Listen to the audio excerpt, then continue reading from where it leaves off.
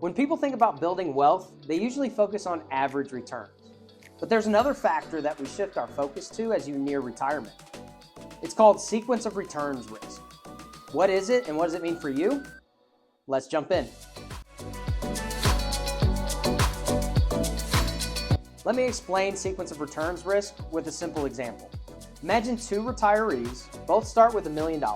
Both withdraw $50,000 per year or 5% to help supplement Social Security. And both earn the exact same average return over time. But there's one key difference. One person experiences strong market returns early in retirement. The other experiences poor returns early, followed by the strong returns later. Even though the average return is identical, the outcome is dramatically different. Why? Because when markets decline early in retirement, you're withdrawing money from a portfolio that's already shrinking. Those withdrawals lock in losses and reduce the amount of money left over to recover when markets eventually rebound. That's sequence of returns risk. It's not just how much the market returns, it's when those returns happen. Now, the reality is we can't control what the market does. We can't control when downturns happen, but what we can control is how we structure our investments. One way to help manage this risk is through what's called a bucket strategy. Instead of treating your portfolio as one big pool of money, we divide it into 3 buckets. The first bucket is now money. This is money you expect to spend within the next 1 to 2 years. Because you'll need it soon, this bucket is invested very conservatively, unlikely to have big swings with the market.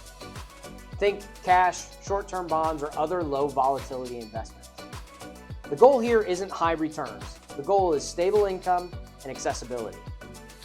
The second bucket is soon money. This is money you may need in the next 3 to 6 years. This bucket could take on a little more investment risk, aiming for moderate growth while still maintaining relative stability. Think traditional bonds and alternative strategies. And then the third bucket is later money. This is money you won't need for many years. Because of that longer time horizon, this bucket can be invested more heavily in growth investments, like stocks.